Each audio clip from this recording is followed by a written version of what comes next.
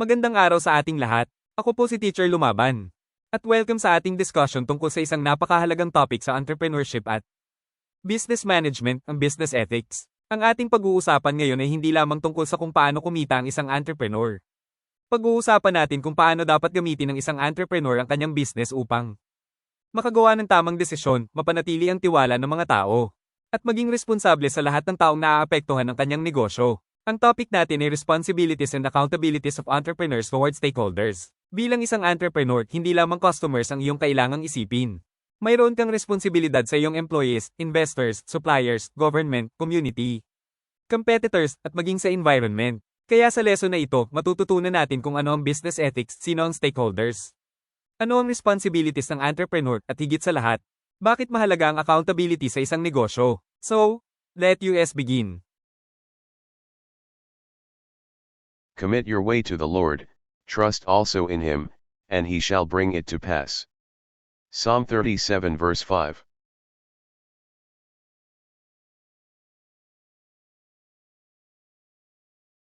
Bago tayo pumunta sa definition ng business ethics, gusto ko muna kayong bigyan ng situation.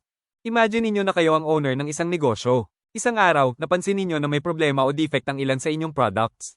Kapag ipinagpatuloy ninyo ang pagbebenta, hindi kayo malulugi.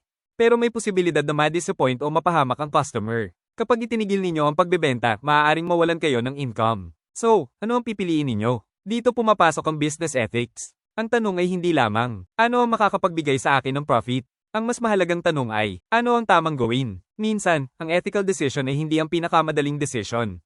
At minsan, maaaring may financial cost ang paggawa ng tama. Ngunit ang isang tunay na entrepreneur ay hindi lamang nag-iisip ng short-term profit. Iniisip din niya ang long-term trust at reputation ng business. Ano nga ba ang business ethics? Ang business ethics ay tumutukoy sa mga moral principles at standards na ginagamit natin upang malaman kung tama o mali ang isang business decision o business practice. Sa madaling salita, business ethics means doing business the right way. Halimbawa, maaari kang gumawa ng advertisement na technically hindi illegal.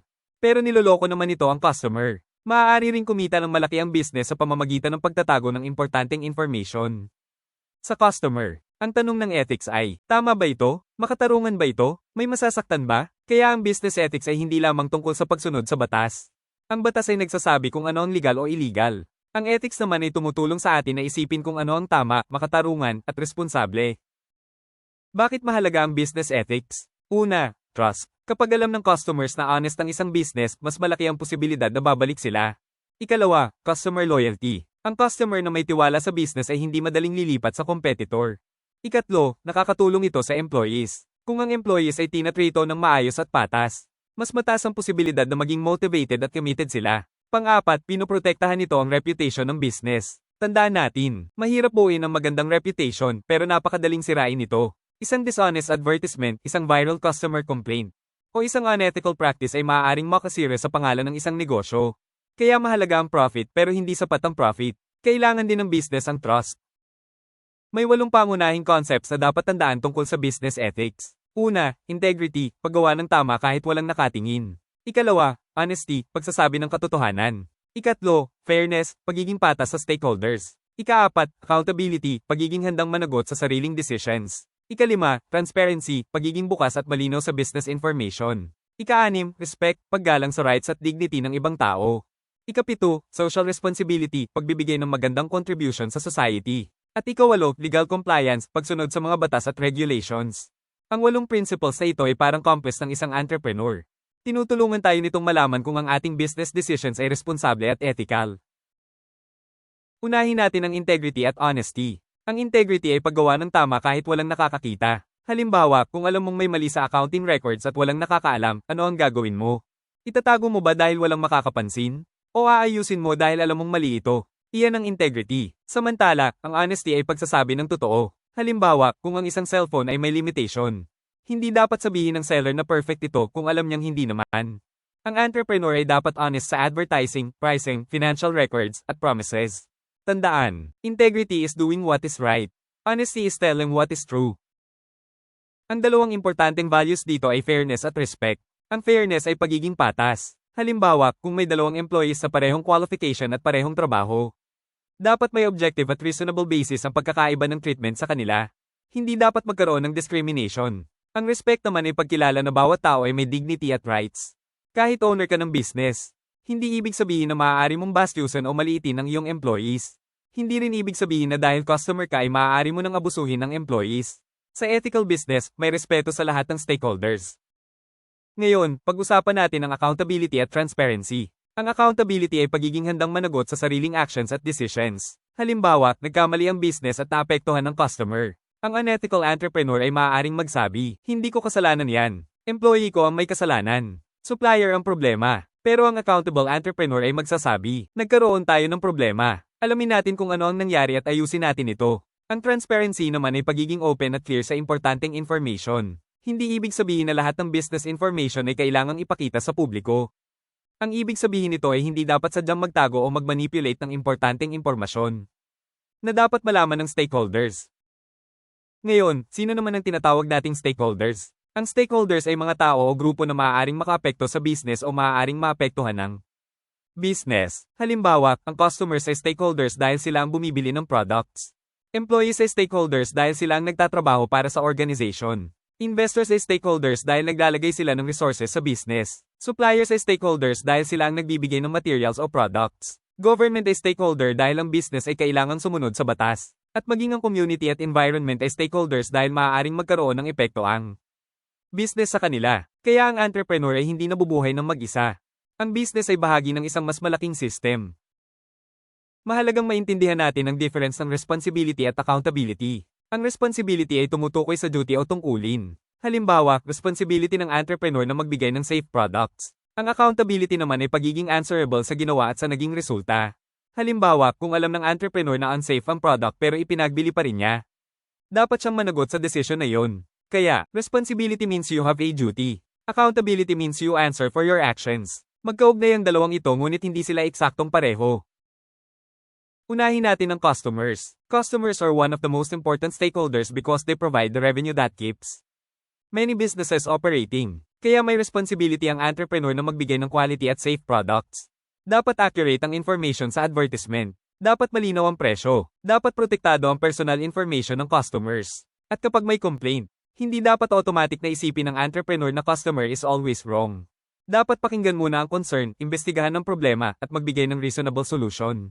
Ang magandang customer relationship ay hindi lamang nakukuha sa magandang produkto. Nakukuha rin ito sa honest at responsible service. Pangalawa, ang employees. Ang employees ay hindi lamang expenses ng isang business. Sila ay mga taong nagbibigay ng skills, time, knowledge, at effort para mapatakbo ang business. Kaya dapat silang bigyan ng fair compensation at safe working conditions. Dapat may equal opportunities. Dapat may respeto sa workplace. Dapat ding magkaroon ng appropriate training upang magampanan nila ng maayos ang kanilang trabaho. Kapag ang entrepreneur ay abusive, unfair, o disrespectful sa employees, maaaring bumaba ang morale at productivity. Kaya ang ethical treatment ng employees ay hindi lamang moral responsibility, nakakatulong din ito sa organizational performance. Pangatlo, mayroon tayong owners at investors. Kapag may taong nag-invest ng pera o resources sa business, may responsibility ang entrepreneur na gamitin ito ng maayos. Hindi dapat gamitin ang business funds para sa personal na interes ng walang proper authorization. Dapat accurate ang financial information. Hindi dapat magkaroon ng fraudulent transactions o pagtatago ng material information. At mahalaga rin ang responsible risk management. Ang goal ay hindi lamang kumita ngayon. Ang goal ay magkaroon ng sustainable business na may kakayahang magpatuloy sa future. Ang suppliers ay mahalagang bahagi ng business operations. Kung walang reliable suppliers, maaaring hindi makagawa o makapagbenta ang business. Kaya dapat bayaran sila sa tamang panahon ayon sa napagkasunduan. Dapat ding tuparin ng entrepreneur ang contract at agreements. Hindi dapat samantalahin ng supplier dahil lamang mas malakas ang bargaining power ng business. Ang magandang supplier relationship ay nakabase sa trust, fairness, communication, at mutual benefit. Ang government ay isa ring stakeholder. Ang isang legitimate business ay dapat sumusunod sa mga applicable laws at regulations.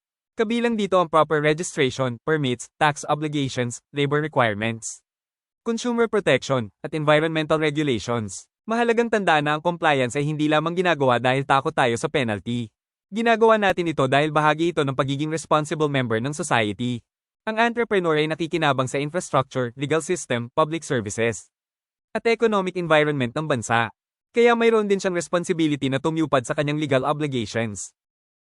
Ang business ay bahagi ng community. Halimbawa, kapag nagbukas tayo ng negosyo sa isang barangay, Maaari tayong lumikha ng trabaho para sa mga residente. Maaari rin tayong bumili ng supplies mula sa local suppliers. Maaari tayong tumulong sa community programs. Ngunit hindi nangangahulugan na kailangang lahat ng business ay gumawa ng malaking charity project. Minsan, ang simpleng pagbibigay ng decent employment, pagiging responsible neighbor, at pag-iwas sa harmful practices ay malaking contribution na sa community. Isa pang importanteng stakeholder ay ang environment. Kahit hindi tao ang environment, directly itong naaapektuhan ng business activities. Halimbawa, paano kung ang isang factory ay nagtatapon ng waste sa ilog? Maaaring makatipid ang business, pero sino ang maaapektuhan? Ang community, ang environment, ang future generations. Kaya dapat isipin ng entrepreneur ang sustainability. Ang tanong, maaari ba tayong maging successful nang hindi sinisira ang environment? Ang sustainable entrepreneurship ay hindi lamang tungkol sa profit ngayon. Iniisip din ito kung ano ang magiging epekto ng business sa future. Maaaring nakakagulat para sa iba, pero pati ang competitors ay stakeholders. Bakit? Dahil ang competitors ay bahagi ng business environment. Healthy competition can encourage businesses to improve their quality, service, and innovation. Pero may difference ang competition sa unfair competition. Halimbawa, okay lang na gumawa ka ng mas magandang product kaysa competitor. Pero hindi okay na gumawa ka ng fake information para sirain ang reputation ng competitor. Hindi rin ethical ang pagnanakaw ng intellectual property o paggamit ng dishonest strategies para lamang manalo. Isa sa pinakamahirap na responsibility ng entrepreneur ay ang pagbabalance ng iba't ibang interests. Hindi naman natin maaaring sabihin na hindi mahalaga ang profit. Mahalaga ang profit dahil kailangan ito para mabuhay at magpatuloy ang business. Pero hindi dapat profit lamang ang consideration. Kailangan din nating isipin ang people at planet. Halimbawa, maaaring makatipid ang business kapag binawasan ng employee benefits. Pero ano ang epekto nito sa employees? Maaari ring mas mura ang isang material pero mas harmful naman sa environment. Kaya bago gumawa ng desisyon, itanong, sino ang maaapektuhan ng desisyon na ito? Ito ang isang napakahalagang habit ng ethical entrepreneur. Ngayon, application naman tayo. May bakery na nakadiskubre na ang ilan sa kanilang products ay ginawa gamit ang expired ingredients. May dalawang choices. Option A, ipagpatuloy ang pagbebenta para hindi malugi. Option B, itigil ang pagbebenta, inform customers, at ayusin ang problema. Ang ethical choice ay option B. Bakit? Dahil may responsibility ang entrepreneur na protektahan ng customers. At may accountability din siya sa kanyang business processes. Maaaring malugi siya sa short term. Pero mas mahalaga ang customer safety at trust.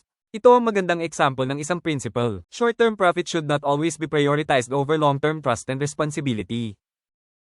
Hindi natin kailangang kabisaduhin ng napakaraming ethical DORs para makagawa ng basic ethical decision. Maaari tayong magsimula sa 7 simpleng tanong. Una, legal ba ito? Ikalawa, honest ba ito? Ikatlo, fair ba ito? Ika-4, sino ang maaapektuhan? Ika-5, may masasaktan ba? Ika-6, okay lang ba sa akin kung malaman ito ng lahat? At ika-7, makakatulong ba ito sa long-term success? Kung maraming sagot ang nagpapakita na may problema sa decision, kailangan nating huminto at pag-isipan itong mabuti. So, ano ang isang ethical entrepreneur? Hindi ibig sabihin nito na perfect ang entrepreneur. Ang ethical entrepreneur ay maaaring magkamali. Ang difference ay kung paano niya haharapin ang kanyang pagkakamali. Aaminin ba niya? Aayusin ba niya? Babayaran ba niya ang nararapat?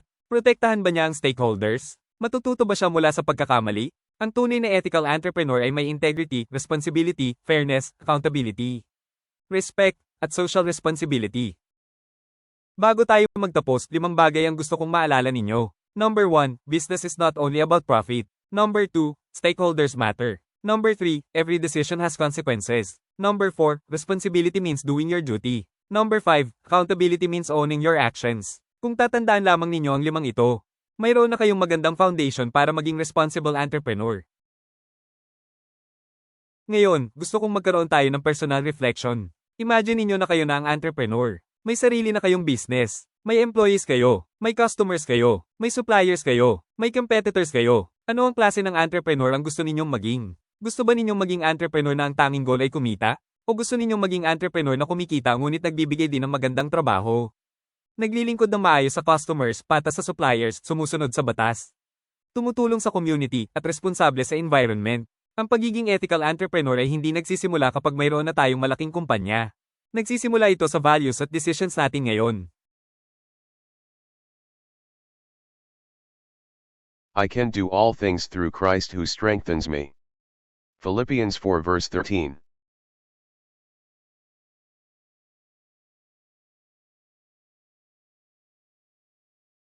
At dito nagtatapos ang ating lesson discussion tungkol sa business ethics and the responsibilities.